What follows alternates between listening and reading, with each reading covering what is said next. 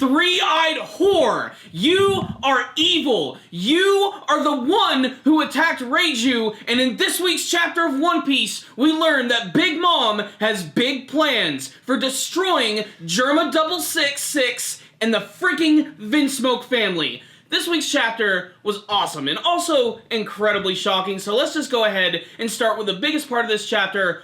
Pudding is evil. Doesn't surprise me, Corey. No? Like, here I am thinking, okay, she almost had me, because I was like, okay, this girl is just naive, she's just being used as a cog in this big machine, but she is technically still being used as a cog in a big machine, but she's playing a much bigger role, and obviously the team that she is on is much different than we thought. It doesn't surprise me, though, all that much, because we did see her with all three eyes back when we were very first introduced to Big Mom, and she was, like, sitting next to Big Mom. And I was like, oh, that girl looks kind of familiar. And you had seen every other character, like, there was that short guy with the big sword, I forget his name, but, you know, like, all those characters were seen already, and Pudding was there. And ever since the beginning, maybe it was fate that she ran into the Straw Hats first, and how did Big Mom know the Straw Hats were there? Because Pudding was telling her, you know, like... And the other thing is Sanji's sister being caught captive shows you that Pudding is not weak. No. If she was able to take down Reiju, who is like this super soldier, essentially, then that has to show that she has got some sort of, like, badass skills to pay the bills. But, yeah, it is kind of interesting that they finally decided to bring back that one-off character from when they introduced Big Mom. She does have the third eye. It is officially revealed in this chapter. And, man, when they reveal it, she looks scary as shit. And it was like thunder and lightning outside. You know, you can just see her say, "I'm evil," and then like lightning strikes in the back. If it wasn't obvious that she was evil, there it is right there. There it is. You know when like they get to this in the anime and they make that big reveal about them killing all of the Vinsmokes and everything, they're going to immediately hard cut to Sanji, big lightning right behind him, just for shocking effect. But at the same time, do the Vinsmokes seem like pushovers? No. Hell freaking no. So, like, the idea that even Big Mom, even with her whole army versus their whole army, to me it seems like a lose-lose. Like, when two giant armies fight, no matter who wins, at the end of the day, your forces are reduced by half, you know? So it's a big investment for her to go against them. To be honest, I thought it was a better idea for her to just join forces, create a partnership, and use them as allies, or convince them to do her bidding on an as-needed basis, you know? So, but Big Mom's a pirate, and an evil one at that, and she wants it all. She's like the evil version of Luffy, because she wants to be the Pirate King too. But she's willing to just conquer everything to do it. She's not doing it for the freedom of others, she's doing it for her own personal gain, which doesn't go very far in the One Piece world, so...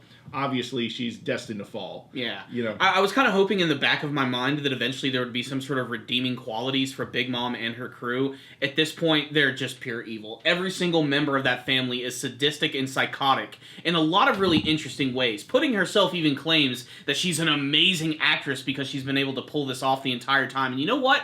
I have to admit, I was slightly fooled by it as well. I was almost expecting that, yes, we might have a member of Big Mom's family who's just like Lola. But then again, I've learned that the family members who stay with Big Mom on that island are just pure evil. Everyone else who goes off, they're good. But in order to get that way, they have to sort of completely cut themselves off from Big Mom. And Big Mom has made that very clear as well.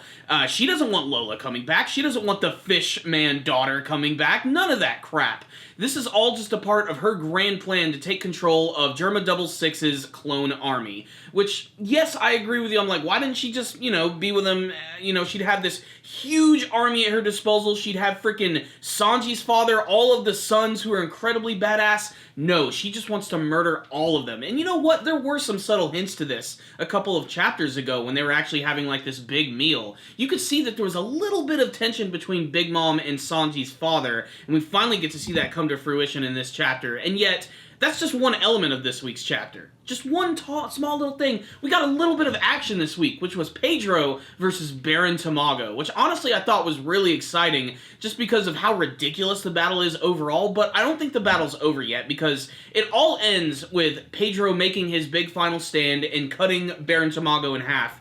And for some odd reason, when he's cut in half, it's not like super bloody or gory. It literally looks like an egg that has been cracked. So there's like a yolk and everything, and the white is all there. I don't know. I think that this might be the end, only because we had the classic, like him standing with the sword like that, and then behind him, you had the guy and the eggs and everything. What was one of his attacks named? It's all egg. Leg Benedict. Leg Benedict. That I'm not gonna lie. I was laughing at that. Yeah. And so it's interesting to see this fight go on. Obviously, there's history. We get to see all that with flashbacks. We get to see that this character actually had to give up some of his years of his life to get out of Big Mom's grasp, or as a punishment against Big Mom.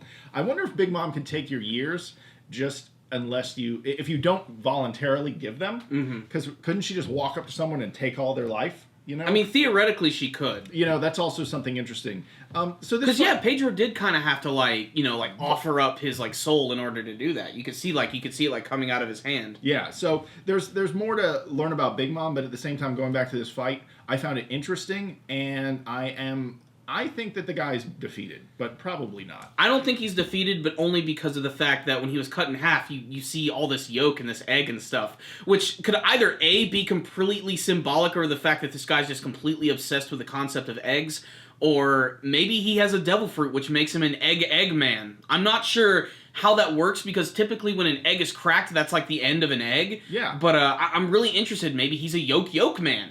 And everything on the outside is just something that actually contains his actual form. That'd be a little ridiculous, though, considering he did actually lose an eye, but who knows? I mean, it's so damn strange, but I did like the visual a lot. You got a jaguar man fighting an egg man. It all makes sense. It's all good in One Piece land. Yeah, that's for damn sure. So we also have Luffy pretty much freaking out, because we find out what sorry, I'm forgetting Sanji's bride's name. Pudding. Pudding said to him, whispered to him, and pretty much she told him, by the way, I'm going to kill Sanji when we're doing the wedding ceremony, and then we're going to come here and we're going to kill you. Just letting you know. That scene was really shocking, honestly. Because we all thought, oh, she's going to kill herself so the wedding doesn't happen. I think or at least our speculation was that.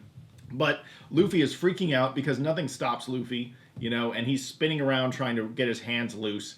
And he pretty much said, "Rip your hands off, Nami." And she's like, "No fucking way. You're crazy, man." That was also one of the funniest parts of the chapter to me.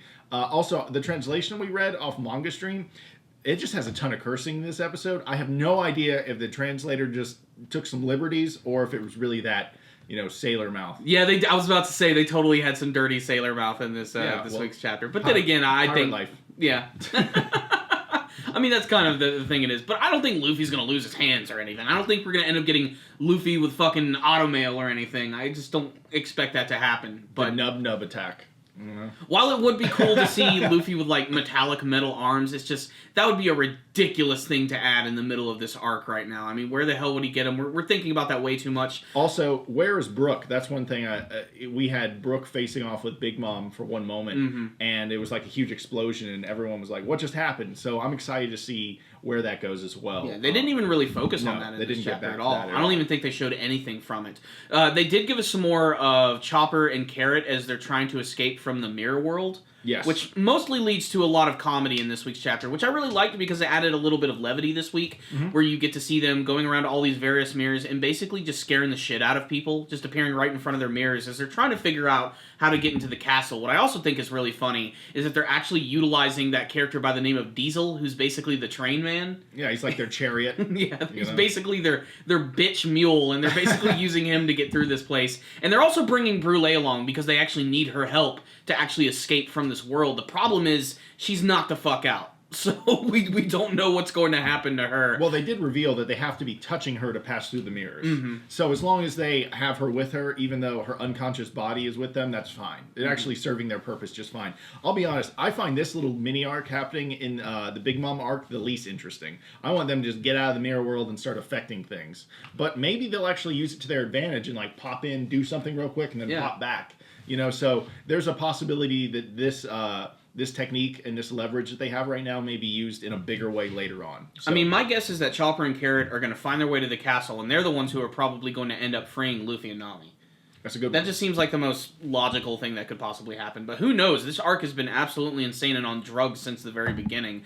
And if anything, the whole, mirror world is one of those, settings I'm like, all right, It's not really anything that crazy right now, but I think when we get to the anime version, it's going to be so visually stimulating that I just can't wait to see what they're going to do with it. And that kind of goes with this entire arc overall, because there's always just so much shit going on in the backgrounds of this arc right here. Yes. It's just probably one of the best visual reads that I've seen from One Piece. And that's saying the last arc was awesome because it was all toys, you know. So this arc is just crazier. I didn't think they could bring it to the next level. Also, I'm still waiting to get back to Zoro on that Samurai Island. Where the fuck is that? We're not going to even get that. We're probably not going to get that at all in this arc, unless they just want to pull our legs a little bit and be like, maybe you know, it's going to be like Luffy versus Big Mom. It's about to happen. Boom, cut to Zoro.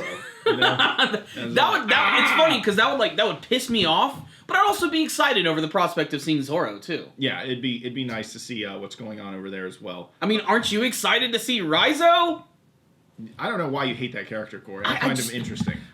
I don't know. I don't hate Raizo, but just... Are you just riding that hate train with everyone else on the internet? No, it's just... I don't know. Just I expected so much more from the character. Maybe he will end up being badass, but that's a discussion for another day. What I will say is this was a really awesome chapter, and having to wait for it for a couple of weeks was excruciating, especially after the whole reveal that Reiju had been suddenly attacked by someone, and that person ended up being Pudding. I mean, that's going to get a lot of people talking this week. It's officially confirmed. She's the three-eyed girl, and she is just a bitch. Simple as that. Yeah. She is a bitch. Yeah. Overall, I really enjoyed this chapter. I'm excited to get back to One Piece since we had a break for a few weeks. And I'll give this one a 4 out of 5. I'm going to give this one a 5 out of 5. 5 out of 5? I totally loved this chapter a lot. A lot of that for the imagery, but also just for how incredibly evil Pudding is, because she went from being one of the sweetest characters from the series and turning into one of the most sour. Just all of the scenes with her talking to Reiju, all of the imagery there, her creepy face, and of course that scene, what I thought just sent a chill down my spine is when she was talking to Luffy, saying that, we're gonna kill everyone! I'm gonna kill Sanji personally, and his entire family's gonna be wiped out! And she did it all with a big smile on her face. Just such an underhanded villain from an underhanded pirate lord. This was an awesome chapter of One Piece, and you guys should definitely check it out. But if any of you did read this week's chapter of One Piece, we want to hear your thoughts about it. You can please tell us in the comments section below. Were you shocked by this week's events? What do you want to see in the upcoming arcs of One Piece? Do you have any theories? Maybe something you would like to see? Do you want to get back to the Zoro storyline? Make sure to let us know. And until next time, you guys, Super Kami Guru 9000 is out. Wait, you say something different. I'm sorry, Corey. I fucked up. What do you say? Dandy babies? The damage is done. The damage is done. Till next time, guys. Peace.